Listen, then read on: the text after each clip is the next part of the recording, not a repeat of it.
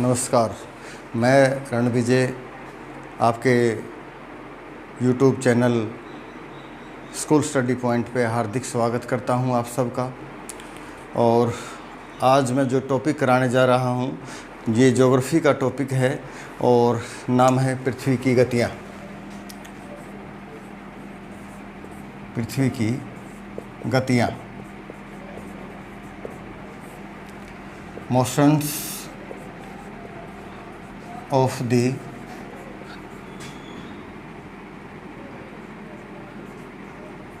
अर्थ।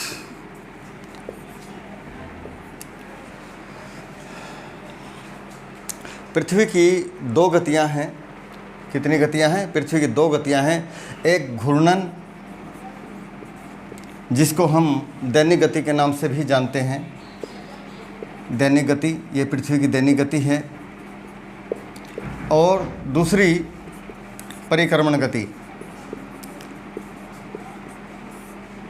जिसे हम वार्षिक गति के नाम से भी जानते हैं। वार्षिक गति, ठीक है। जो दैनिक गति है, घूर्णन गति है, ये पृथ्वी के अपने अक्ष पर घूमने से बनती है। दैनिक गति पृथ्वी अपने अक्ष पर 24 घंटे में एक चक्कर पूरा करती है। ये पृथ्वी की दैनिक गति है, इसको हम घूर्णन गति कहते हैं। और दूसरा परिक्रमण गति, पृथ्वी सूर्य के चारों ओर एक चक्कर 365 दिन 6 घंटे में, 365 दिन 6 घंटे में पूरा करती है, ठीक है। और ये जो 6 घंटे होते हैं, ये 4 साल में 24 घंटे बन जाते हैं। तो 4 साल में एक दिन बढ़ जाता है, यानी कि 4 साल में एक दिन 366 दिन का वर्ष होता है। 366 दिन का, ठीक है। ये 6 घंटे जुड़ करके और जो है 366 दिन हो जाते हैं। जैसे 2020 का जो चल रहा है, इसकी जो फरवरी मास था वो 29 दिन का था। पीछे 2016 का जो फरवरी मास था वो 29 दिन का था। और ठीक है, इस प्रकार से 2024 का जो आएगा वर्ष वो जो है 366 दिन का होगा। तो ये 6 घंटे 4 साल में जुड़ करके एक दिन बन जाता है, ठीक है। और सामान्य तौर पे हम 365 दिन का एक वर्ष मानते हैं, ठीक है। पृथ्वी, मैं यहाँ पे एक पृथ्वी गोल है, एक आकृति बना लेता हूँ पृथ्वी की, थोड़ा गोलाई में।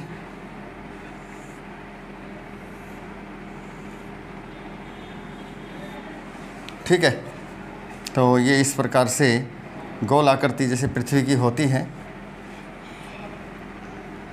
आपको थोड़ा समझाने के लिए लगभग ये गोल आकृति बन गई है, ठीक है। इससे आप समझ पाओगे। पृथ्वी का ये जो है, पृथ्वी के बीचों बीच एक काल्पनिक रेखा है जिसको हम धुरी कहते हैं। पृथ्वी का ये उत्तर ध्रुव है और ये दक्षिणी ध्रुव है।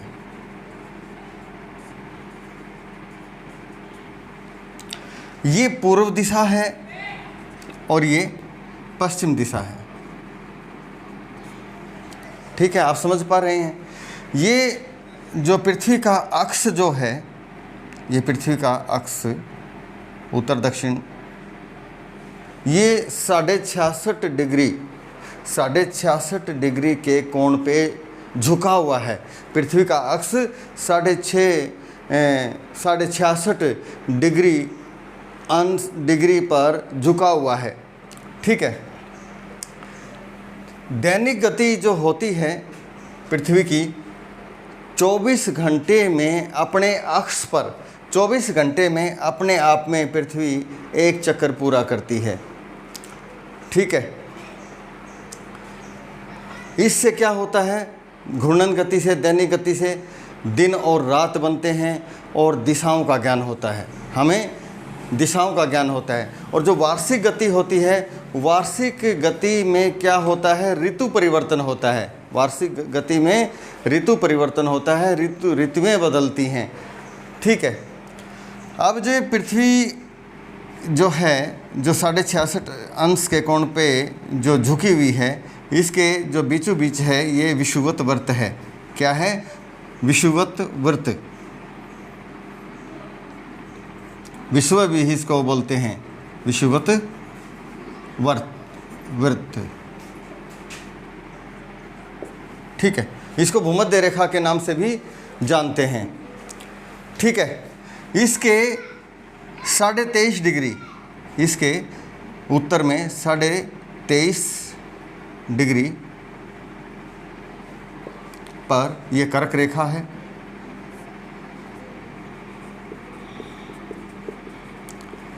और दक्षिण में 23.5 डिग्री दक्षिण, 23.5 डिग्री ये अक्षांश रेखाएं हैं। 23.5 अक्षांश वृत्त भी इनको कहते हैं। 23.5 डिग्री के ऊपर जो दक्षिण में है ये मकर रेखा है।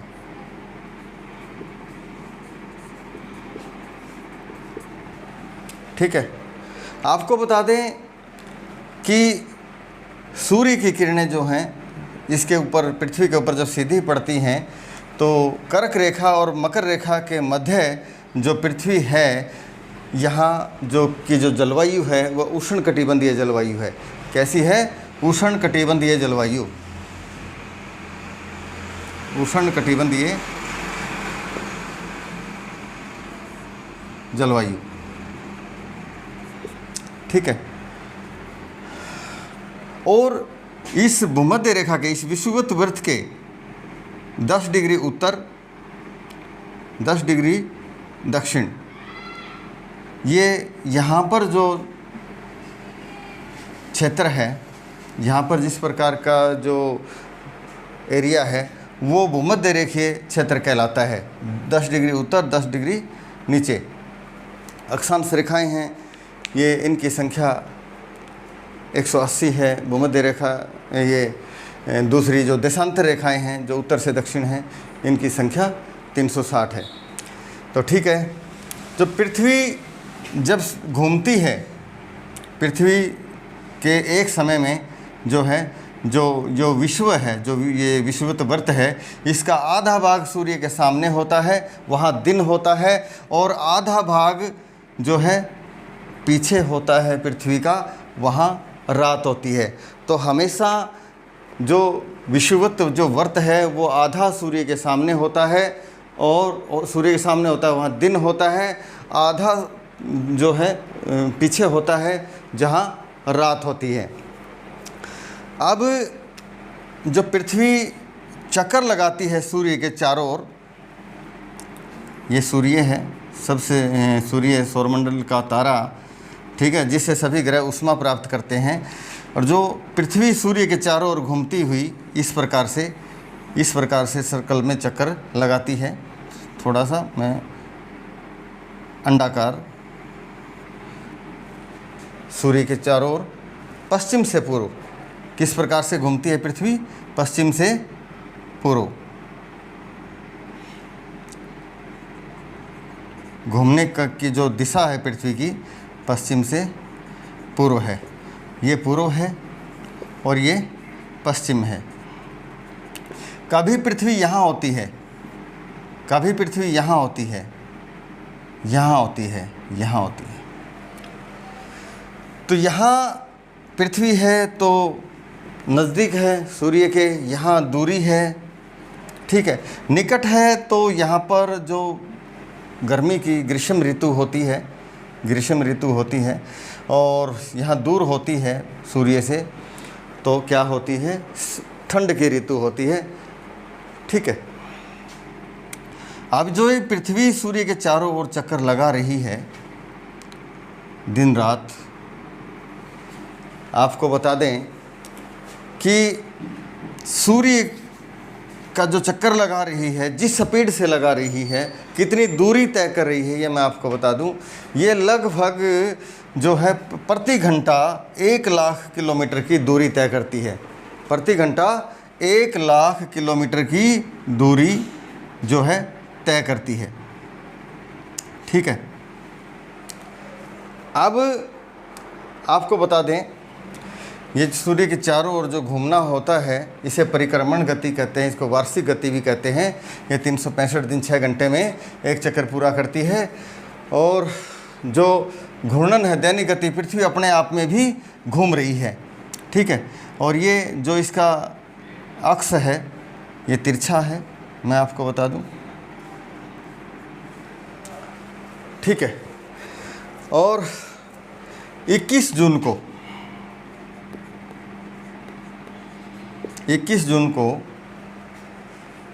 जो उत्तर ध्रुव होता है सूर्य की ओर झुका होता है। ठीक है, अधिकांश भाग सूर्य की ओर होता है। तो 21 जून को जो उत्तरी गोलार्ध में सबसे बड़ा दिन होता है। ठीक है, और 22 दिसंबर को दक्षिणी गोलार्ध में,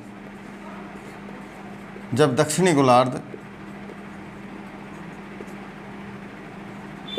सूर्य की ओर झुका होता है, तो 22 दिसंबर को दक्षिणी गोलार्ध में सबसे बड़ा दिन होता है। ठीक है, जब 21 जून को उत्तरी गोलार्ध में सबसे बड़ा दिन होता है, तो उत्तरी गोलार्ध में 22 दिसंबर जो 21 जून उत्तरी गोलार्ध में सबसे बड़ा दिन होता है, तो 22 दिसंबर जो है उत्तरी गोलार्ध में सबसे छोटा दिन होता है। ठीक है, जब 22 दिसंबर दक्षिणी गोलार्ध में सबसे बड़ा दिन होता है, तो उत्तरी गोलार्ध में यह सबसे छोटा दिन होता है। ठीक है, अब जो 21 मार्च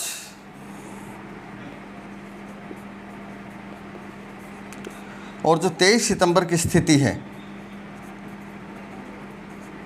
21 मार्च और 23 सितंबर की जो स्थिति है, उसमें क्या होता है कि कोई भी ध्रुव सूर्य की ओर नहीं झुका होता। ठीक है, समान होते हैं। तो इसलिए विश्व में जो है दिन रात बराबर होते हैं। पूरे विश्व में दिन रात 21 मार्च और 23 सितंबर को बराबर होते हैं, क्योंकि इस दिन जो है कोई भी ध्रुव सूर्य की ओर नहीं झुका होता। ठीक है, तो जो मकर रेखा और कर्क रेखा है, मकर रेखा और कर्क रेखा है, इसके ऊपर जो होता है वो जो है दिन रात लगभग बराबर होते हैं 21 मार्च और 23 सितंबर को। ठीक है, अब एक वर्ष को 12 महीनों में बांटने का आधार क्या है? एक वर्ष को 12 मास में बांटने का आधार क्या है, ये मैं आपको बताता हूँ। जब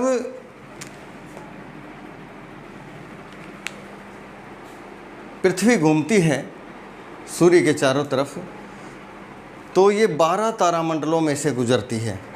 पृथ्वी घूमती है तो कितने तारामंडलों में से गुजरती है? 12।